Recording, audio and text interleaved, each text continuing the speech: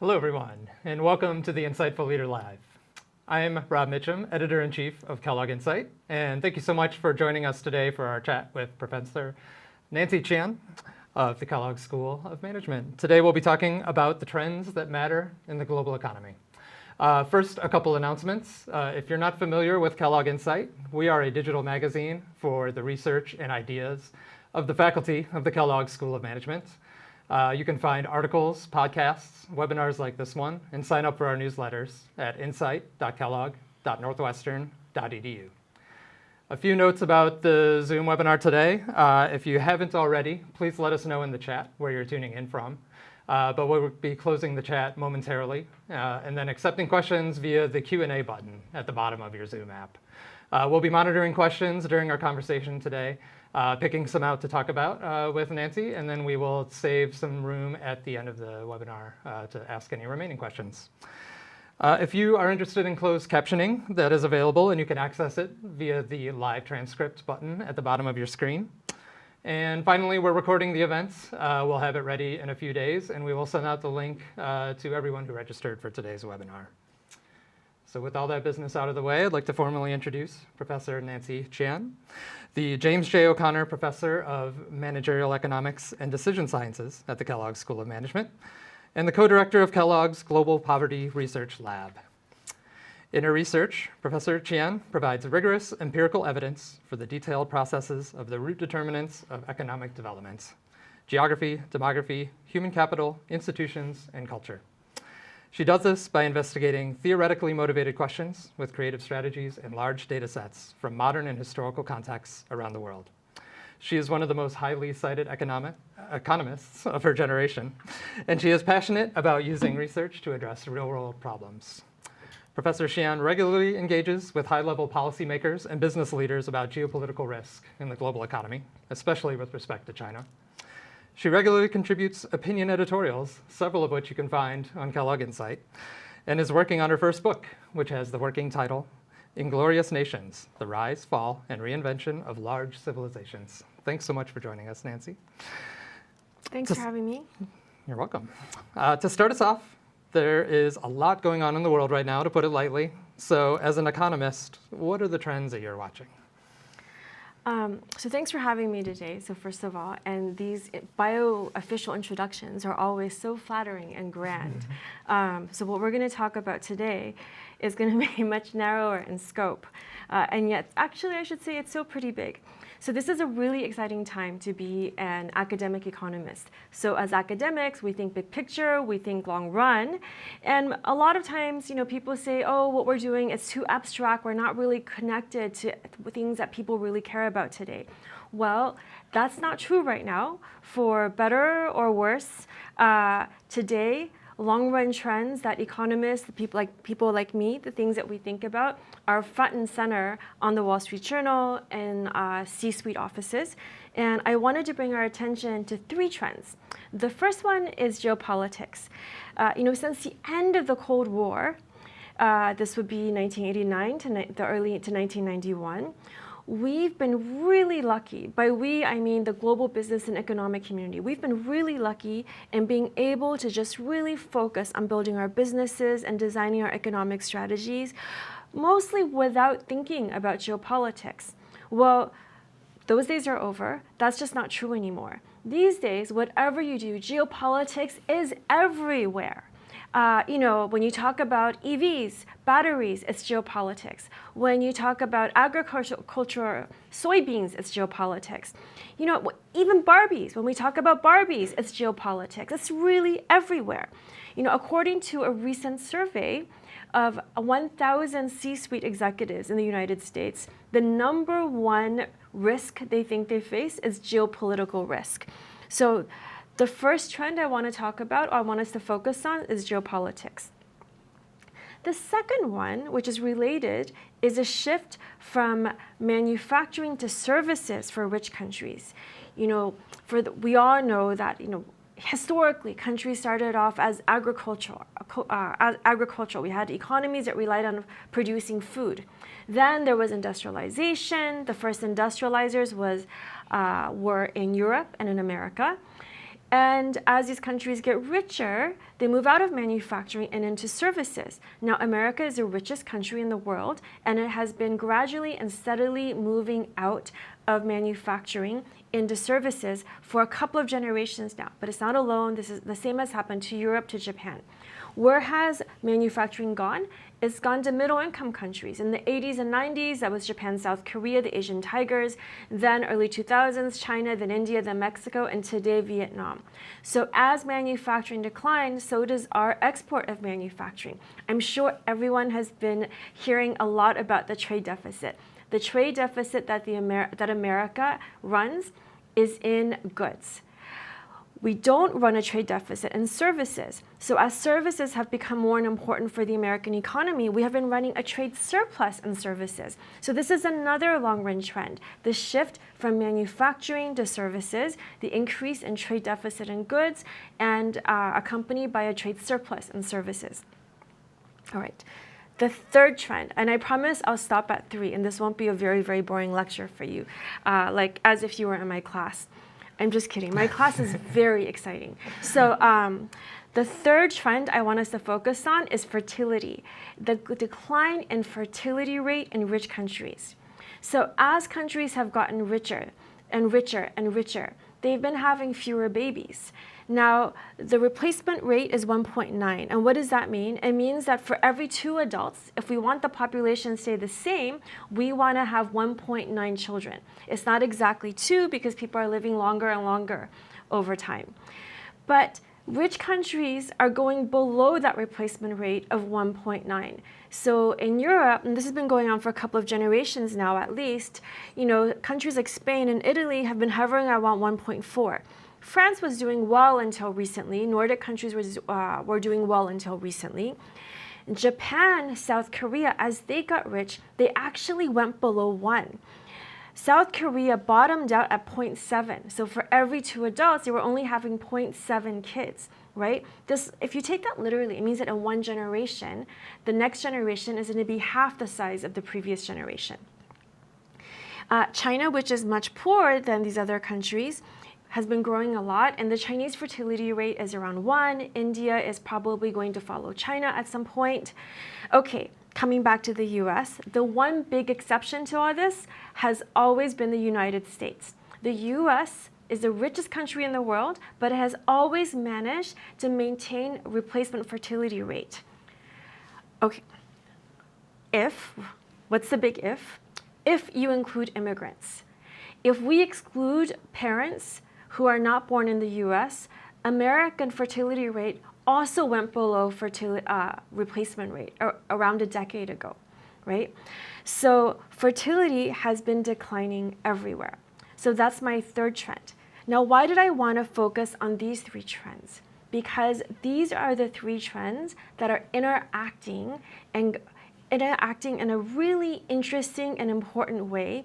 And these are the 3 trends that are interacting with policy.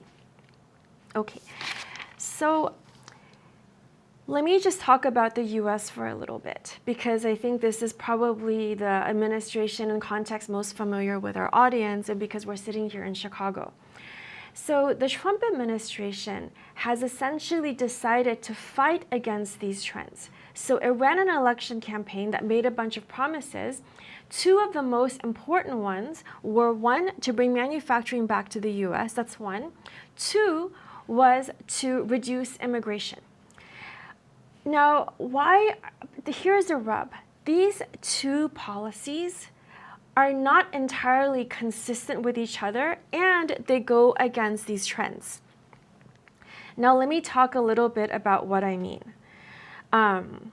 So how has the administration implemented these policies? So to reduce immigration, the administration has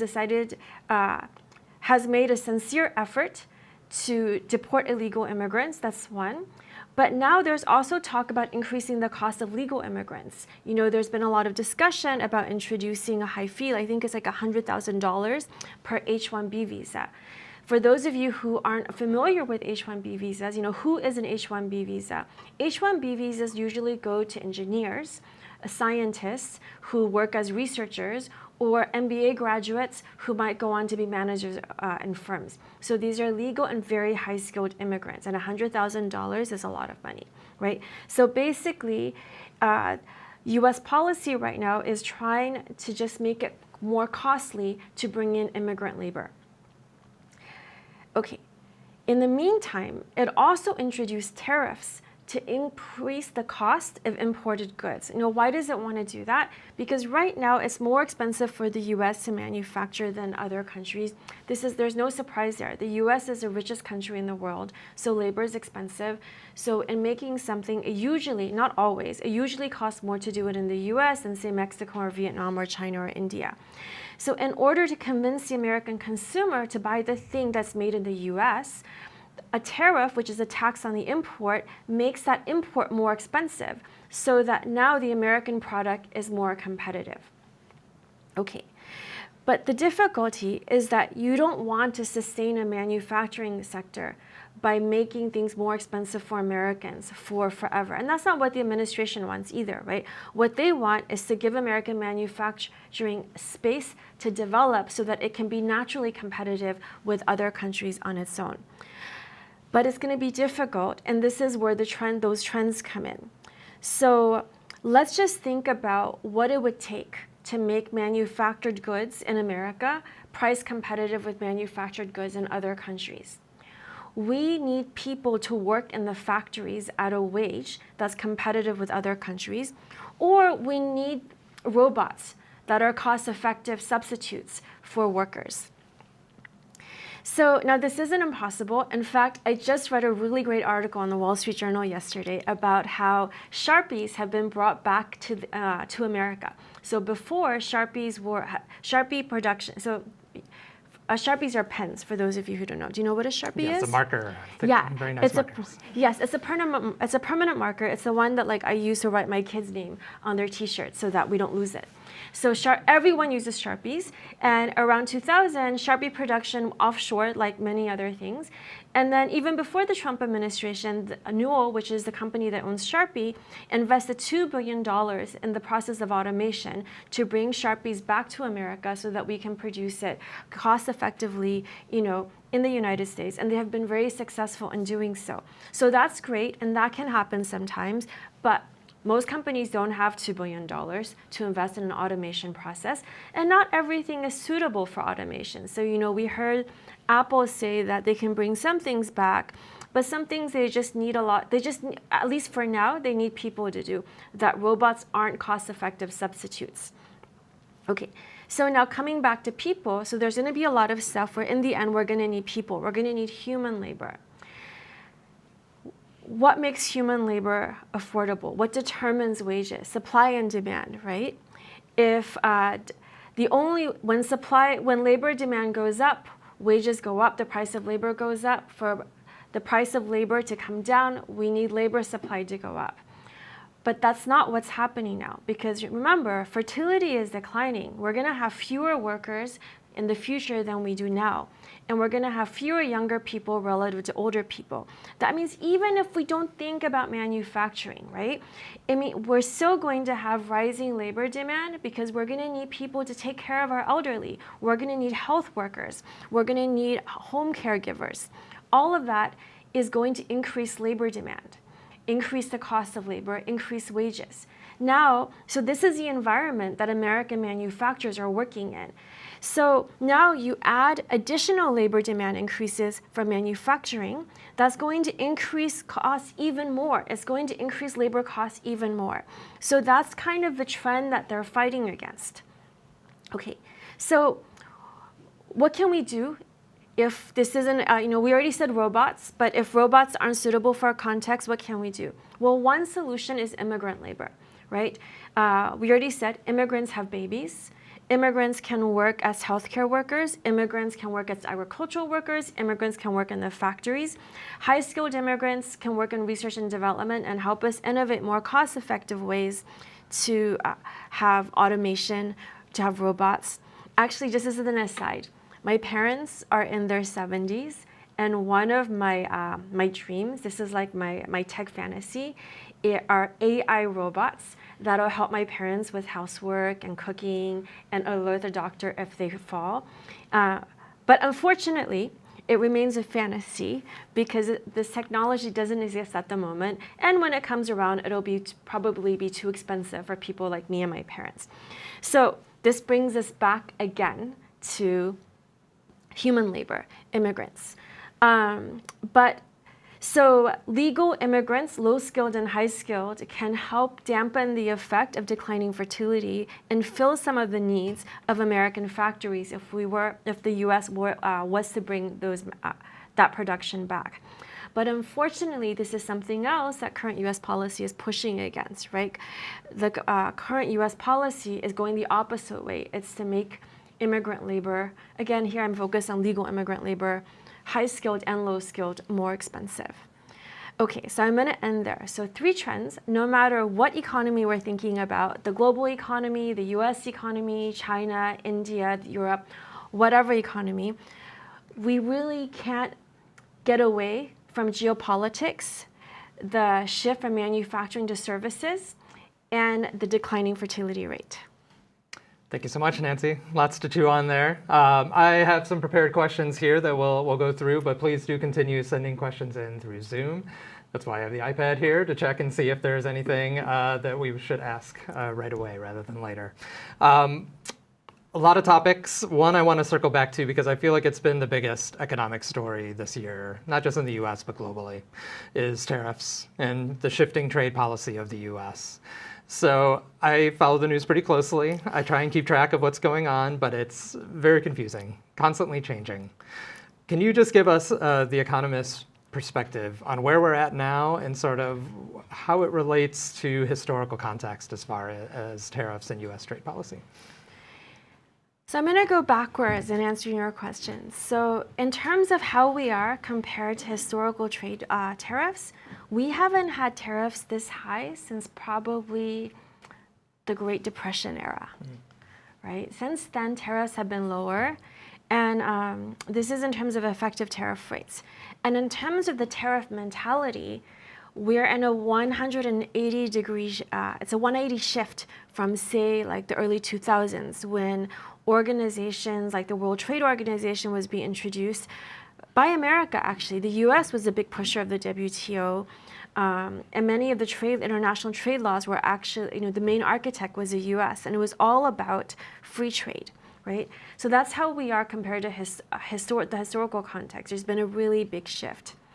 Well, where are we now?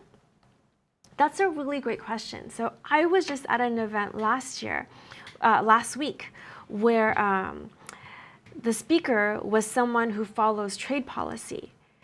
And the people who are working on trade policy day to day basically say, well, there's 2 important things to take away. One is that things are changing so fast that in addition to the concern about the actual tariff rates, it's just an environment of uncertainty.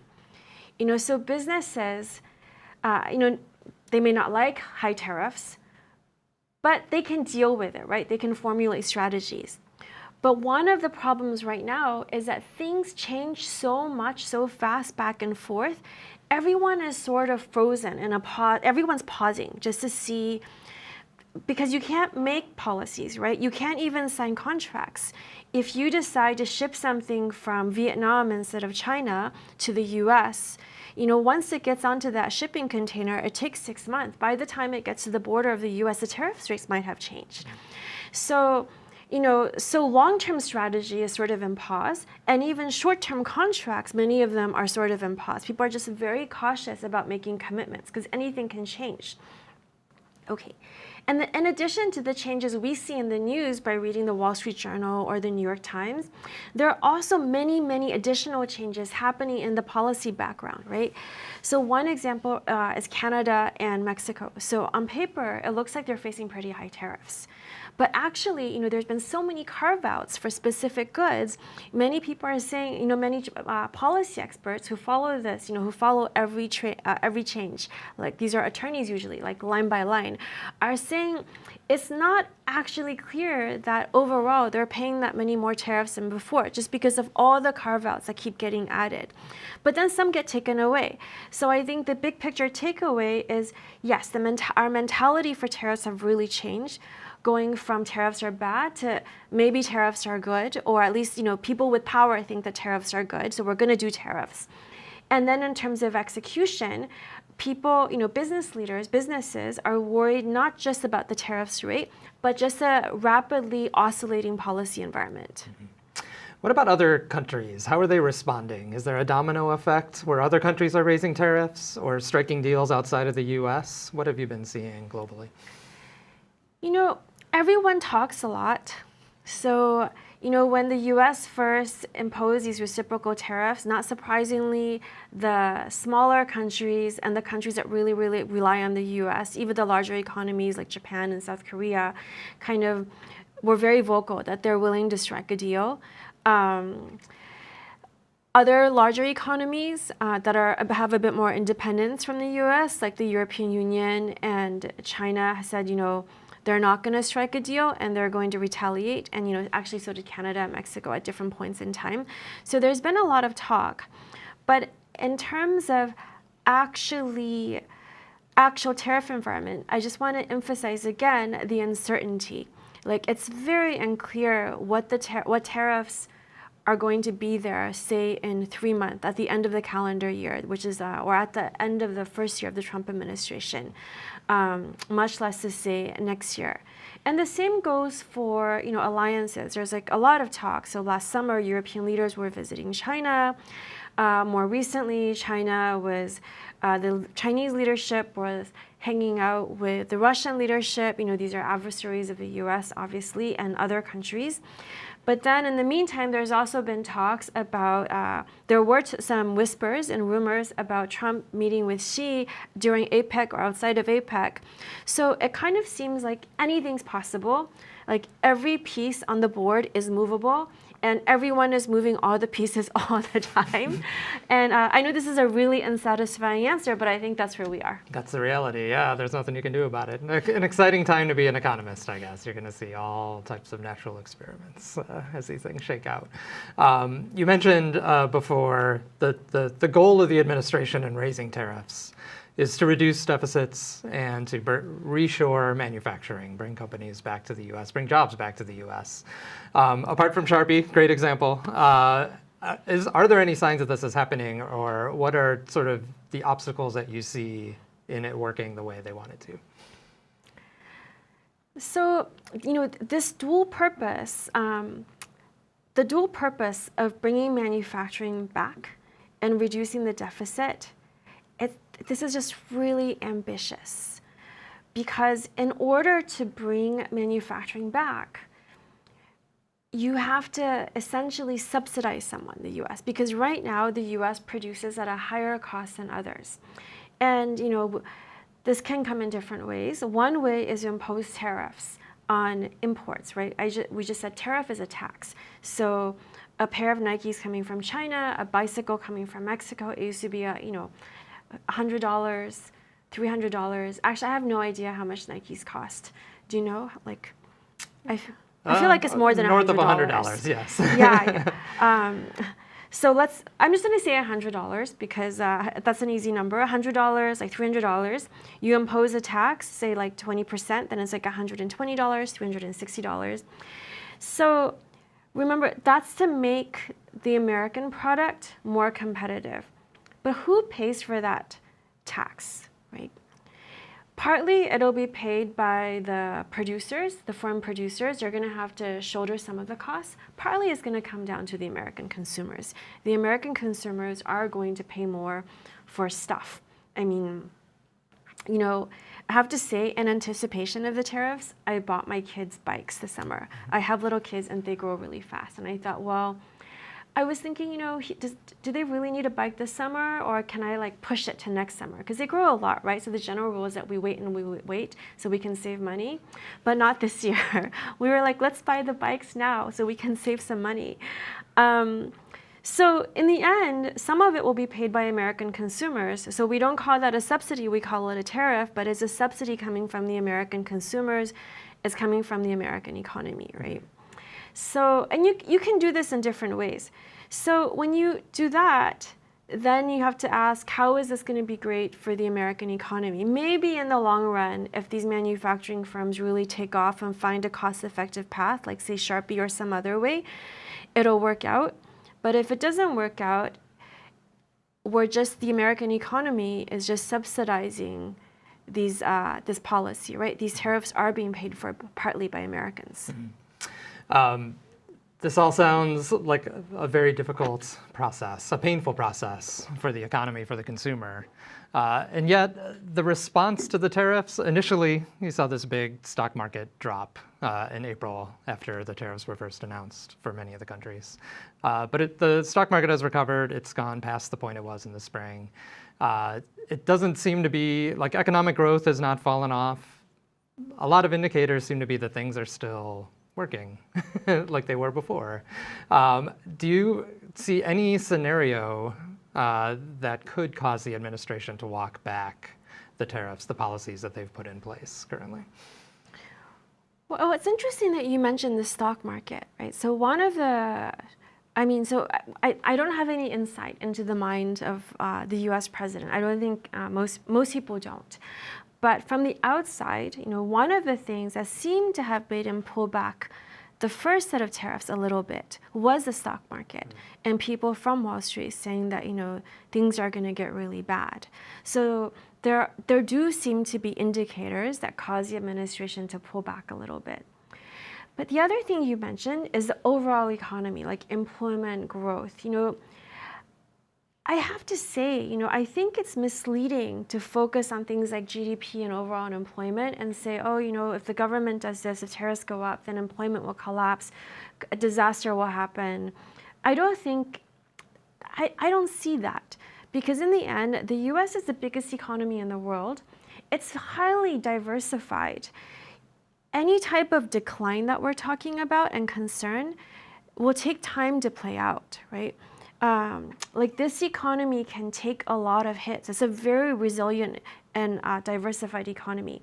It's not to say that there aren't real costs to the long-run economic health of the US, but I think it's misleading, and it's going to be misleading if we think that we're going to see it in GDP numbers like tomorrow or next quarter. You mentioned in the 2000s, it was sort of the opposite environment, a very pro-free trade global economy.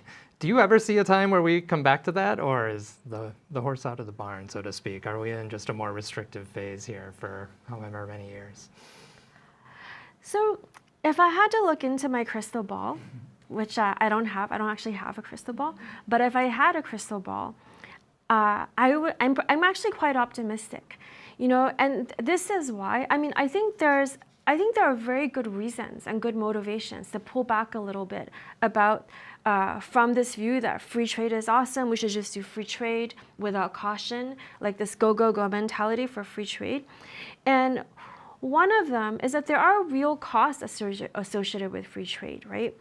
So I think if most economists or policymakers in the US or Europe could redo the last 30 years, they would have phased in free trade a little bit slower or more gradually. And the reason I say that is, free trade has been great for the US overall. What we pay for things has dramatically gone down. We have access to like many, many more things than before. Our talent pool, the people we're around, is more diverse, more interesting. We've really grown, right? But this came at a cost. There are entire cities and towns in the US that suffered because they lost their factory, they lost their manufacturing when the company reshored to another country. Often China, but also many other countries. So, I did say that this was a long-run trend. So it was going to happen anyways, because the U.S., as you know, the U.S. is the richest country. We really weren't meant to be so heavy into manufacturing forever.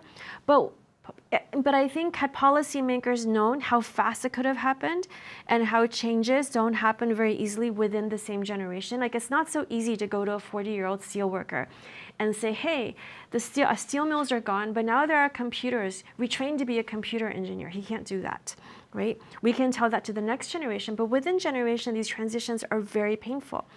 I think had we known how fast things would have happened, then they would have phased things in so that the pain could have been spread out across generations. So the process could have been smoothed out across generations. And it would have saved America and also Europe and other rich countries, you know, what in the end felt like community level shocks, economic and social, you know, just losing the factory, losing their community. I mean, I think that's where the pushback is coming from. And this is a very reasonable pushback against free trade. The difficulty is that it's too late. You can't turn back the clock, right? So it was a mistake to not do it more gradually. But given the economic fundamentals and the forces at play, it's also not clear that you can kind of turn the dial back. So, but I think it's going to take a while for people to accept that. And I think it's natural for people to want to try anyways. I mean, I think if I was from a small rural town in Pennsylvania, I would just want to try anyways. So given all that, I think that once we let some of this process play out, we will go back we will accept the trend, we will accept where we are, and we will go back to a world that is more pro-free trade, but more cautious about taking things more gradually. Does that require an economic crisis to happen, though, or is there a happier way we get to that point? I mean, let's hope not. Yeah. I think most things we've been able to do and achieve and think through without huge crises like the Great Depression happening. So I'm optimistic. Okay. I'll cling to that. Thank you. So I want to shift gears to fertility rates. So it's such an interesting and sometimes politicized topic when it's discussed on social media and in the news. But it's a real statistical issue around the world. You've written about it in the context of China, where it seems to be on the extreme end.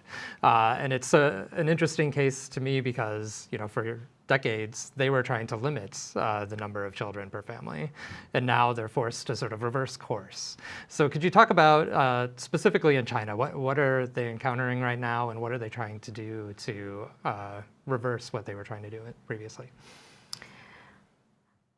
These are hard questions. I'm going to go backwards again. So what are they encountering now?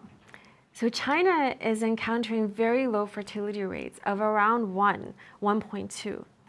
And it's shocking because China is not a very rich country. I said earlier that South Korea bottomed out at 0.7, Japan bottomed out at around 0.9, below 1. Europe freaks out when it's at 1.4, 1.3. Europeans, say Spain, Italy, they freak out about the fertility crisis. But all of these countries are hitting that fertility rate, that low fertility rate, at a much higher per capita income level. China's per capita income, the average Chinese person makes 1/6 the income of someone in the United States, the average American, and 1/4 of the average Italian. China is not a rich country. So if you look just in the data, the historical data of the relationship between income and fertility rates, what's happening in China is quite shocking. And not only is it happening in very rich places like Shanghai and Beijing, it's happening in the rural areas where people are actually just quite poor, They're living on something like $10 a day. So that's what's happening now, why people are concerned and very surprised.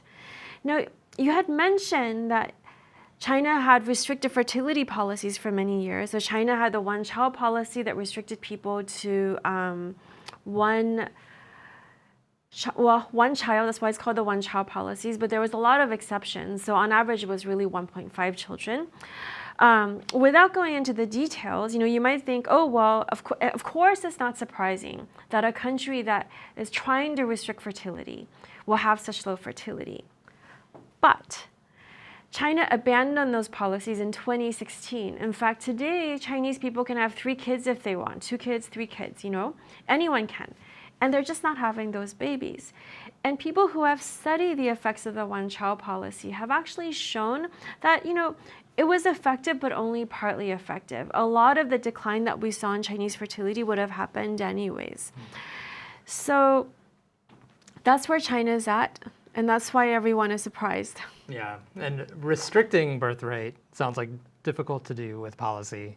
Encouraging birth rate sounds even more difficult to me. Has anybody found a policy in any of these countries that are faced with this crisis that works, that can reverse this trend? It's just really difficult. We haven't, so the Chinese government has tried, basically they've pulled out every tool from the toolkit in the last 10 years to reverse the decline. And first, let me add a few sentences about Chinese fertility overall. So China has a huge population, 1.4 billion people. Having that population decline gradually is not a bad thing for economic reasons, for sustainability reasons. The reason that people are worried about rapidly declining fertility in all of these countries, it's really that word rapid, right? If it goes from 1.9 to 1.8 and stays there for a generation at 1.7, probably most people in China will be quite happy. The concern is going to 1 within a generation. And why is that bad? Because you have this huge older population that will retire at some point and stop working. And you're going to have a very small young generation that needs to work and support them, right? How is the elderly supported economically? Well, based on what they put in Social Security, but also based on the taxes of the young. And in China, because when the elderly were working, China was so poor, and now standards of living have really gone up.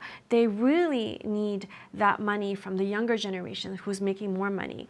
But that younger generation is going to be so small, so they're going to be taxed so much. There's going to be such an economic burden on them to support the elderly. So that's the economic concern.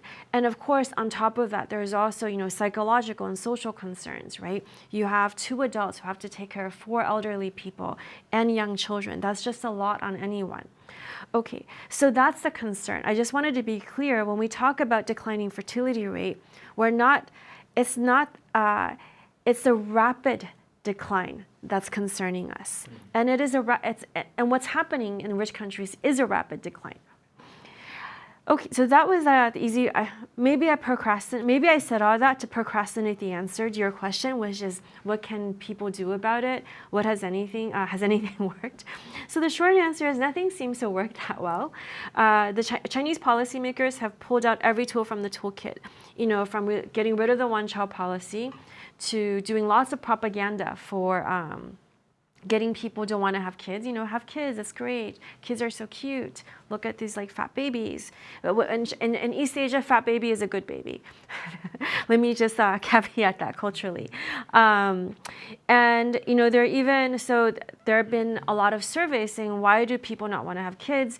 And they found out that a lot of young women are concerned about the pain of childbirth because epidurals aren't always available in China, right? In the US, it's almost 90%. In China, it's around 30% of hospitals offer epidurals. So the government responded to that by making epidurals mandatory at all hospitals, right? So basically, they're trying so hard, what do people need? And let's just give it to them so that they can have kids. They're giving out cash subsidies. Local governments are adding cash subsidies. They're reducing the cost of schools. But it's just, we just don't see fertility coming up.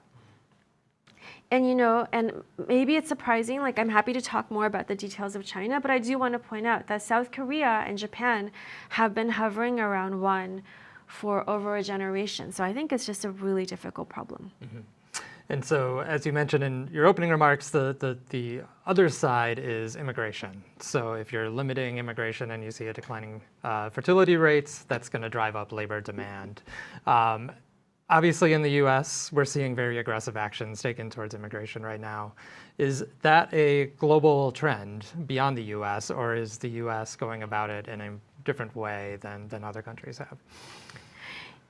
So that's a great question. I would say that the pushback against immigration, you can say that as a global trend, but also just at any given point in time, the US, or I should say the New World countries, the US, Canada, Australia, have been much more open to immigration than I'll call them Old World countries, right? So I'm really glad you asked this, actually. So, those countries with really low fertility rates, like Japan, South Korea, now China, really low for their income level, they are also they have very restrictive immigration policies. It's very, very difficult to immigrate to Japan or China or South Korea. I mean, it's been changing a little bit, but historically you can say it's almost impossible, right? It's just like a totally different attitude towards immigration than the US. That's like one extreme. The US, countries like the US, Canada, Australia they've always been in the opposite extreme, which is, these are quote unquote New World countries. They were built by immigrants. So, even though there's been political shifts that go against immigration, by and large, these countries are much more open to immigration than any other country that we're talking about. And I would say like Europe is in the middle. So in East Asia, there's no pushback against immigration because there really isn't much immigration to begin with. In Europe, which in recent decades have become more and more open to immigrants, and in the US, there's been a general pushback against immigration, and of course the United Kingdom, right after Brexit. I never know whether people think about the UK also when we talk about Europe. But I'll just be clear. Europe, the UK, the US. I feel like it's a general shift. It's a general shift against immigration. As you mentioned, it was a core campaign promise of the Trump administration to sort of aggressively deport people who are here illegally. But I feel like the changes to the H-1B visa really caught a lot of people by surprise. What do you think will be the implications of that, this going after, I guess, immigration from the higher income, higher skilled people from other countries? Yeah, you're so right, because the push against H-1Bs, or the increase in the fees, which is essentially making it much harder and costlier to bring H-1Bs in, I mean, it really highlights that there's really two things going on when we talk about immigration policy in the U.S. Right? One is border control. Like, does the country have control over who's coming in? Right? That's one conversation. The second one is, how many do you want, and who do you want, or do you want any of them at all? And I think the concern, the H-1B visa, is really about the second one. I mean, these guys are as legal as can be. They're highly educated. To get an H-1B visa, you have to be sponsored by a company. Like, it's not even on the table unless if you're very educated, very skilled, and a company wants to sponsor you. And a large number of engineers and scientists at pharma, in Silicon Valley, a large number of academics in top-tier universities, a large number of managers and consulting firms and banks are on H-1B visas. So it really came, not to mention artists and athletes, right? So it really came as a surprise that the administration wanted to charge $100,000 for these visas. But like everything else that's happening, one interpretation of the $100,000 is just like it's an opening offer. So we'll see what happens in the end. I mean, I think it's very likely that it'll be a substantial amount of money. But is it going to be $100,000, $10,000, $1,000?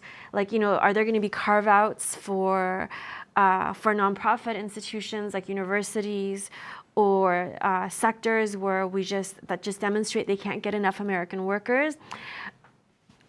Who knows? I mean, I don't know. I don't think you know. I'm not really sure if President Trump knows. Mm-hmm. Another case where policy uncertainty has everybody unsure of their footing, I guess, in the global economy.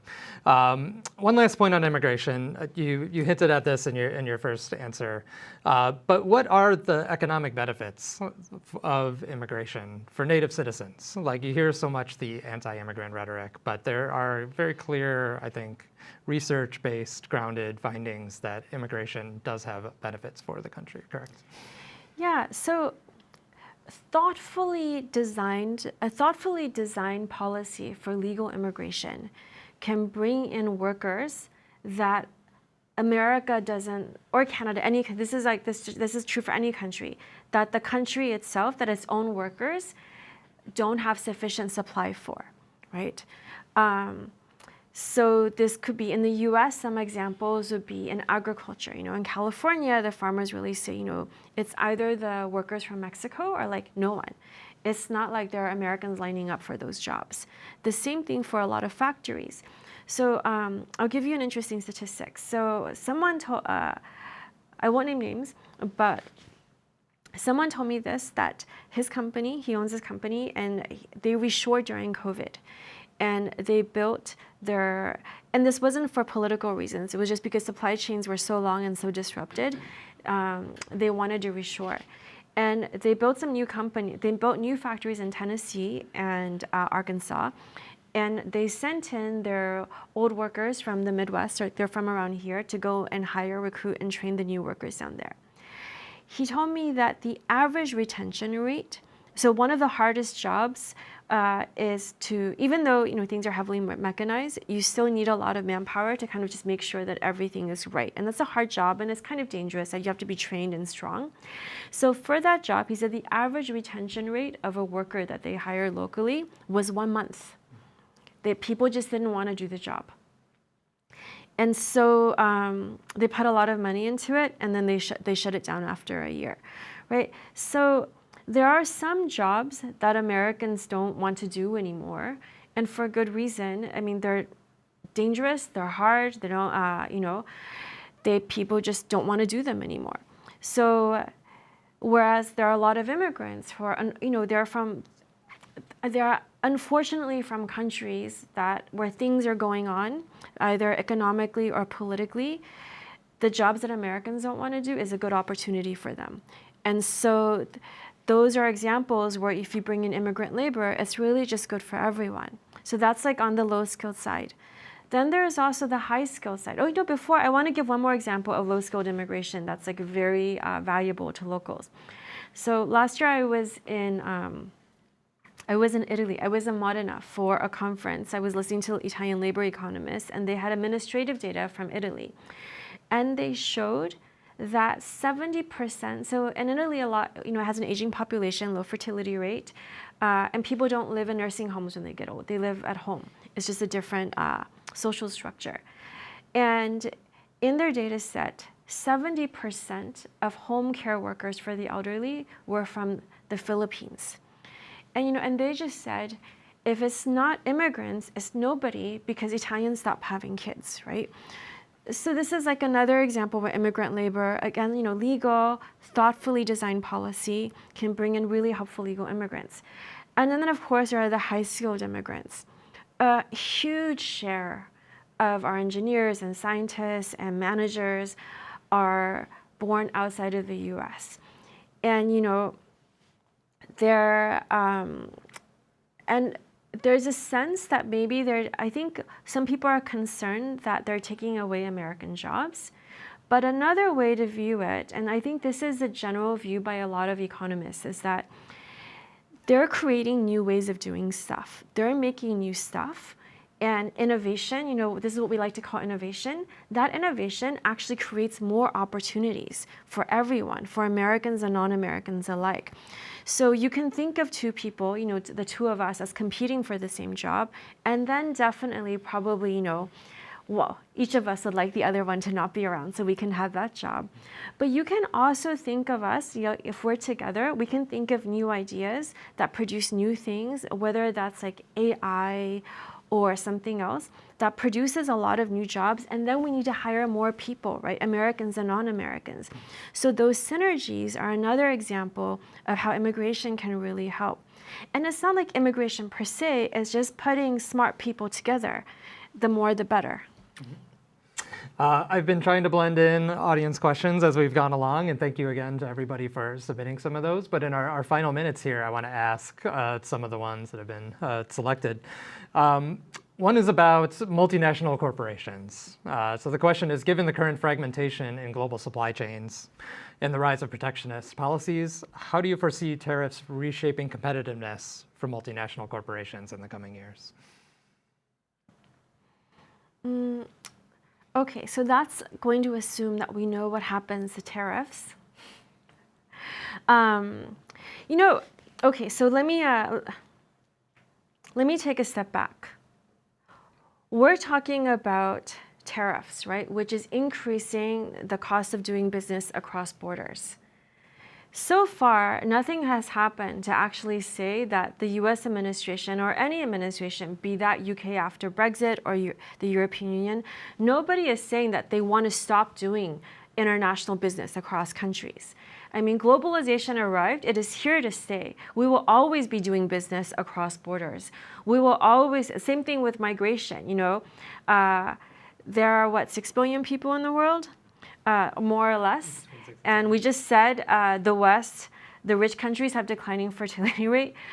Immigration is here to stay. We're just talking about how many, when, what types. That's what the discussion is about. So I think in order for multinationals, so if I was in charge of a multinational, I think the main thing right now is you want to understand that the shift towards thinking more about geopolitics is probably permanent. I don't think that's going to disappear when this US administration leaves, because we've seen it everywhere. We've seen it in Europe, we've seen it in the UK. There's talks about this in Australia and Canada. It's really, in Japan, it's really everywhere. So this is a permanent shift for the foreseeable future, and I think you want to accept that, which means, but we're always going to be doing business, right? The details will change here and there. So you need to be able to navigate this. So you just have to spend more time thinking about it, understanding the policies, and depending on what your business is, you have to think about, what are your strategic advantages and how to organize things. So this is totally doable, but we just have to accept that we have to think more about geopolitics now. Mm-hmm. Another good question, addressing sort of how different governments are set up to respond to some of these trends and push through the policies that are needed. One audience member asks, being a state-driven economy, China is able to push through automation and reduce manufacturing prices and support their export economy. So what are your thoughts on the outlook for the Chinese economy given those factors? And I guess I would kind of add on to that. Do different political systems, are they going to be more able to respond to this moment given sort of a top-down economy versus a free market economy? Yeah, so this is a really great question because there's been a lot of talk in the last 10 years, right, about what are the advantages of the Chinese model. I mean, the economic advantages of the Chinese model, top-down, state-driven, lots of state resources. And before China, it was Japan. I don't know if you remember the keiretsu, and then also South Korea with the chaebols. I mean, this isn't like a new thing, a new topic, versus say a more market-driven economy like what we have in the US. And I would say like Europe is somewhere in between. So as far as we know from what's happening in China and historically, state-driven economies do pretty well in the short run. So when they get hit by a big shock, the state can just use resources to push through. But for long-run growth, I would actually say that China's in a really tough spot right now. So China can't really export its way out into the next level of, it can't export its way from being a middle-income country to being a high-income country, right? So China tried to do it because the Asian tigers did it 20, 30 years ago, but those countries were much, much smaller, right? Japan, which was the biggest of those, got huge pushback from the US. I don't know how many in the audience are old enough to remember the Reagan era, where the US, there's this really famous scene of a congressman, I think it was throwing a Japanese-made TV or computer or something on the steps of Capitol Hill and just like bashing it with a sledgehammer, because that's how much America hated like Japanese imports. And the reason, again, is because of competition. Now, China's even bigger than Japan, right? And so because it's bigger, it faces huge amounts of resistance from the US and Europe. No export market, no import market can take everything that China needs to sell in order for the Chinese to grow into the next income level without its own economy being damaged in a very meaningful and significant way. So these economies they push back. The governments push back, and some of the pushback you can say is unreasonable. Some of the pushback may be more reasonable, but ultimately the underlying sentiment is simply that China is too big, and other economies can't buy it all. And what the U.S. has been doing with these reciprocal tariffs has shown China what these other countries, what these governments, democratically elected governments, are willing to do in order to push back. So I think they know, even though Europe hasn't done it, I think they would anticipate that if they don't do something else, if they keep just importing, exporting, and exporting, Europe might also do something similar. So China can't export its way to the next income level, even if the state wants it to.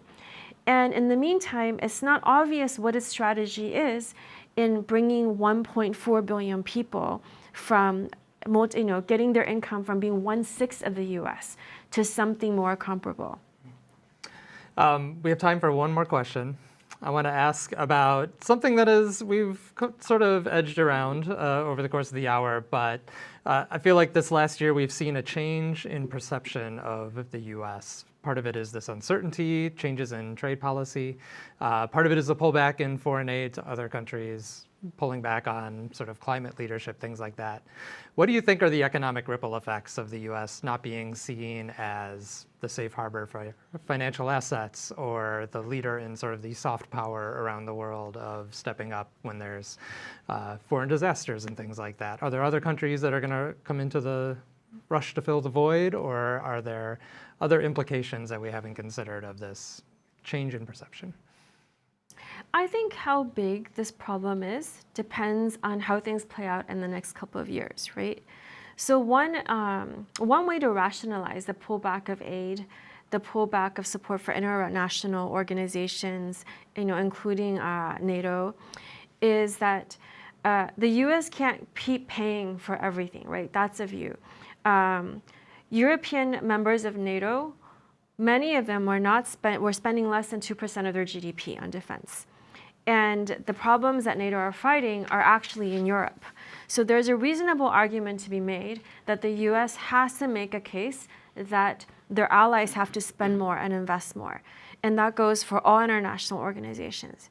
So if what happens now simply becomes an impetus for other countries to spend more, and the US then returns to being a cooperative partner, it could be that in the long run, in the medium run, in a couple of years, things are better than they were a few years ago.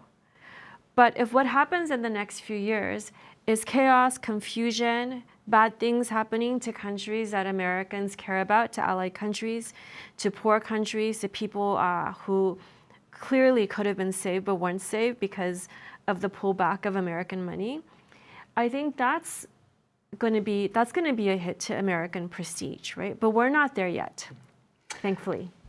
Great. Well, Nancy, I could have talked to you for another hour, given all the questions we had from the audience and myself. Very excellent insights and expertise. Thank you so much for your time today. Thanks, Rob. So as I mentioned, we have 2 more webinars coming up. One on October 22nd with Steve Franconeri. I believe the link is back in the chat. And one November 21st on the 3 A's of AI. Please keep an eye out for registration information for that. I'll thank Nancy one more time. I'll thank all of you for attending today's great chat. And thank you so much for providing great questions.